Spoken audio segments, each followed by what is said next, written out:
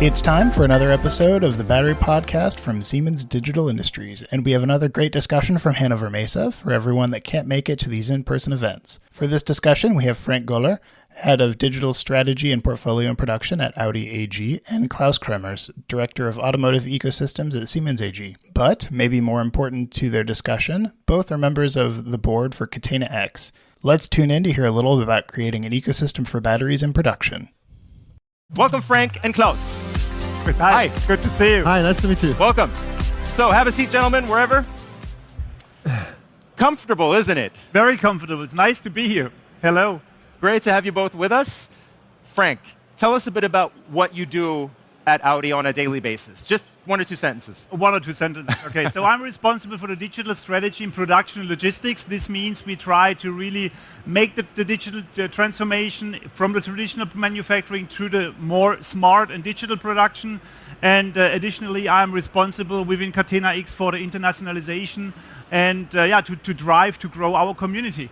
Thank you very much for that. And Claus, how about you? Yes, Siemens is a pioneer in Catena X together with Volkswagen and many others. And I have the big honor to represent Siemens in this ecosystem in the board of directors in our association. And my other role in Siemens is being the director for automotive ecosystems, because we, of course, as Siemens need to understand ecosystems and also work together with our partners and customers in ecosystems.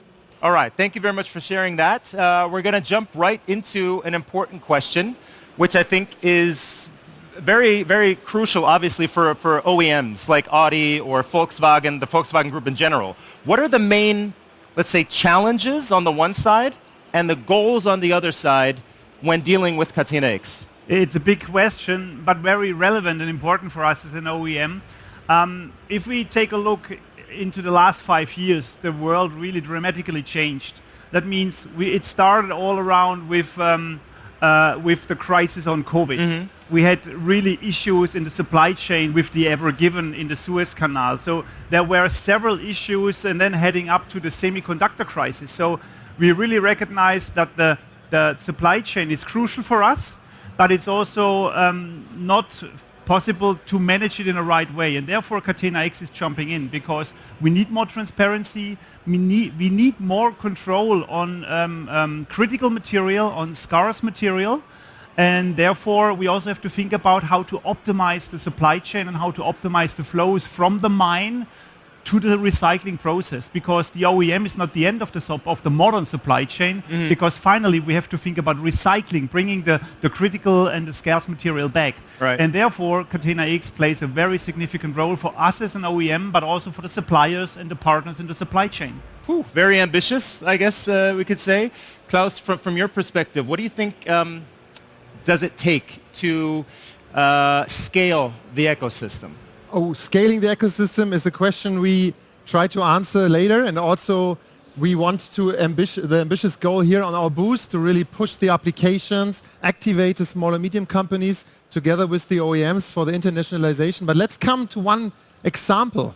Okay. And Frank, maybe you can just explain, because I think it's important to go with concrete examples into this dimension. And Frank, we have this radar here of regulations, right? What's the problem with it? Yeah, a good question, thanks. And I forgot to mention that, because if we see how the supply chain is working, we also see it's not only the material flow, but it's also the regulation coming up from the US, from the EU, in China. There are several regulations we have to take care. Right. And if we take, for example, only the battery pass, we need over 100 single data sets from the miner up to the recycling process. And if we don't have a proper process to deliver those topics, those single information in the right way, on a trusted way, we will fail. We cannot bring our cars to the market, because the regulation will say, no, you cannot offer that product to the market. And that's only the beginning, because a battery pass, it's a product pass. And a battery is one element of a car. But a car has several elements and several products. So therefore, thousands of product passes will follow. And we have made the investigation that up to the year 2030, there are millions of data sets we have to collect, we have to archive, and we have to deliver to the regulation so that we can really fulfill all the laws and the requirements given by our governments.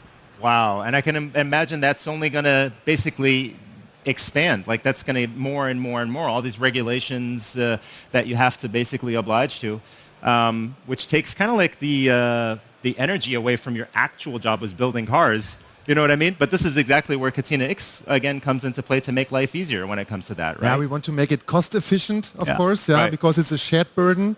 Every OEM has to issue those passports. So it's a shared burden. Everyone has to do it. And why should everyone do it for themselves? Right.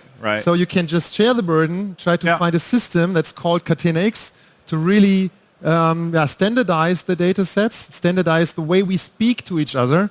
It's like a language book, right? And we implement into the Duden now the language. Yeah.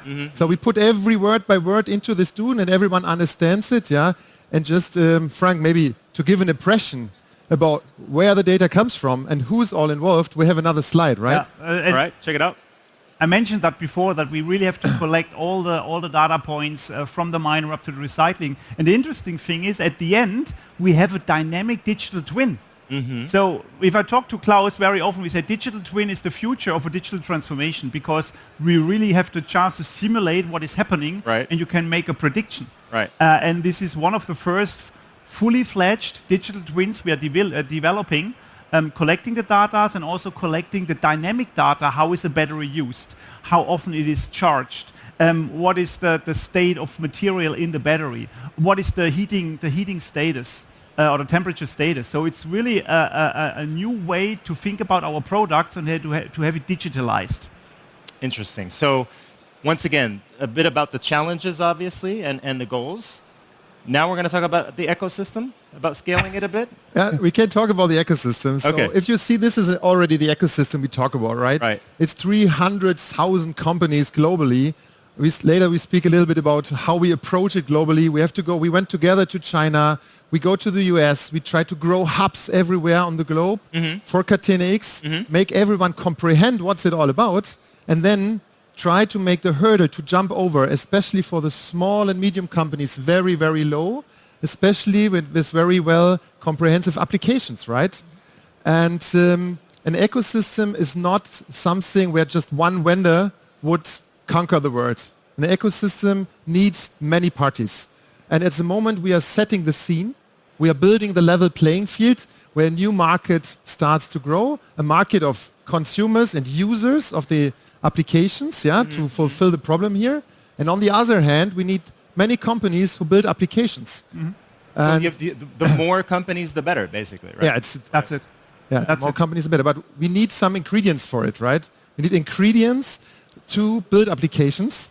And therefore we came up with the idea to build keep it together things, kits. Yeah. And the kits, maybe I can show you the kits here. Yeah, let's go for it. Frank, maybe you can start with the kits. What Claus said is very important. If we have a lot of companies together, we have to bring together their ideas and their requirements. And those kits, they are representing initial standards based on open source technology and software that we really have shared understanding how we want to tackle a problem. For example, if we all have to track carbon footprint. So that's the question, how do you measure carbon footprint? Is there a rule? No, there was no rule, but we sat together with the company, said, how do we want to calculate it? How do we want to measure it?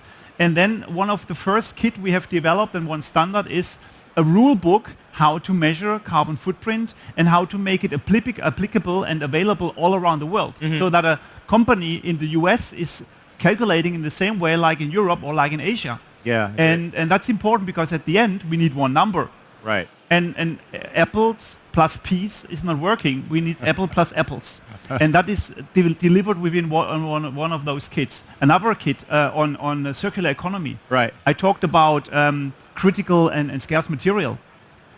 Circular economy is helping us to really round and bring the material in circles to really reuse it very often. And we have systematics developed together how we want to do it and how we want to track it. So to stay in the metaphor of the ingredients you named before, this is kind of like a meal prep. Yeah, that's the meal it? prep. Exactly. It's like it's prepped already. You got everything to go. You don't have to worry about the single ingredients because you thought of it beforehand, put it all together in these different kits. Yeah, anyway.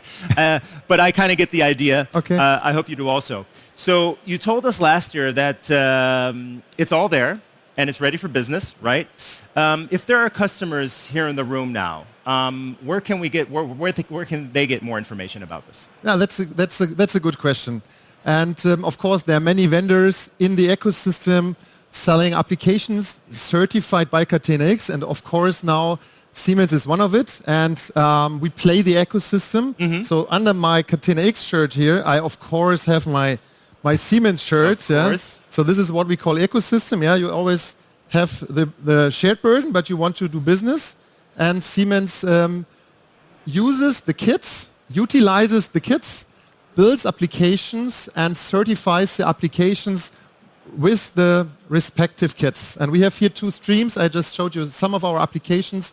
One stream is the sustainability stream. Okay. What Frank just explained, you need to calculate the product carbon footprint in the product.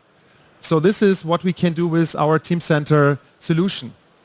Then, of course, if you have the product calculated, you need to get the data from the supply chain, because we all know the biggest portion of the CO2 emissions come from the supply chain. That's why we developed Sea Green. Are they willing to give that data just so free, or is that one of the challenges also, to build up that trust in between? Just a question. Frank, just go ahead. Very good question. And short story from the beginning of our board work together, where we started in the Catena X board, there was one very important sentence. We have to develop from an ecosystem to an ecosystem.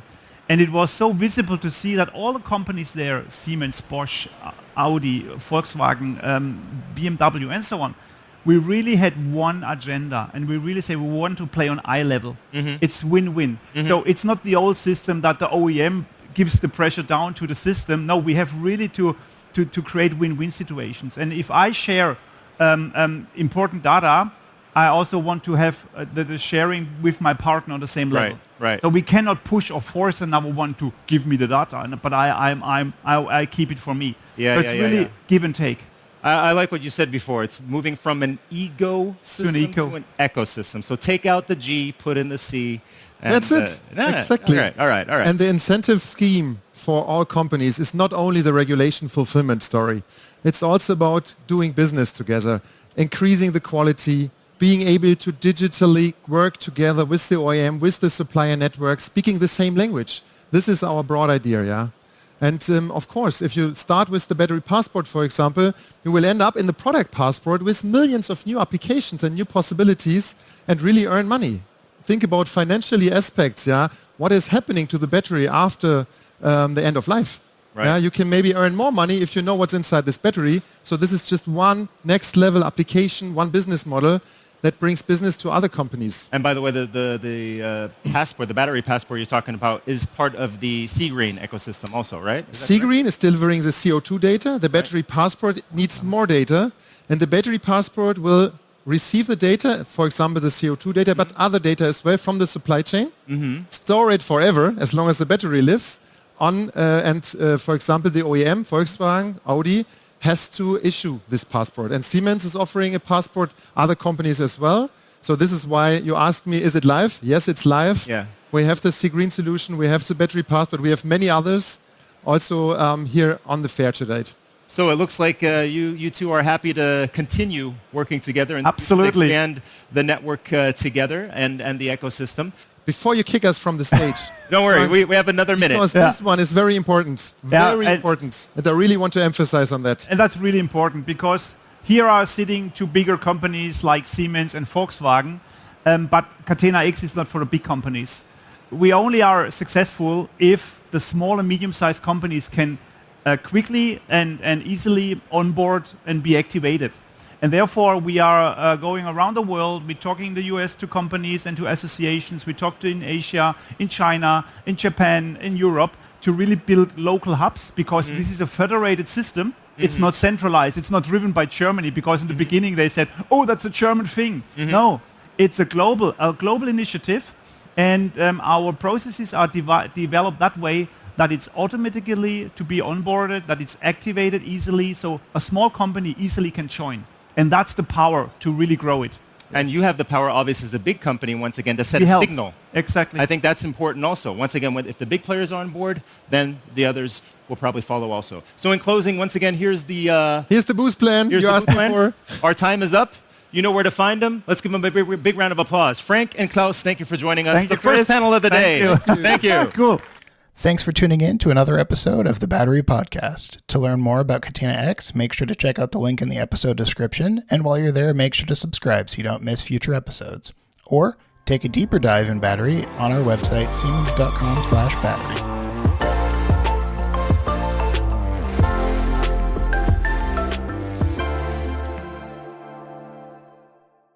This podcast contains the personal views and opinions of the speakers. It is important to note that these opinions are solely those of the speakers and do not reflect the views or positions of Siemens, its management, its employees, or any entities the speakers may be affiliated with. Siemens as a company does not endorse any of these statements made in the podcast. Siemens bears no responsibility for ensuring the content's accuracy or verifying the statements made in this podcast.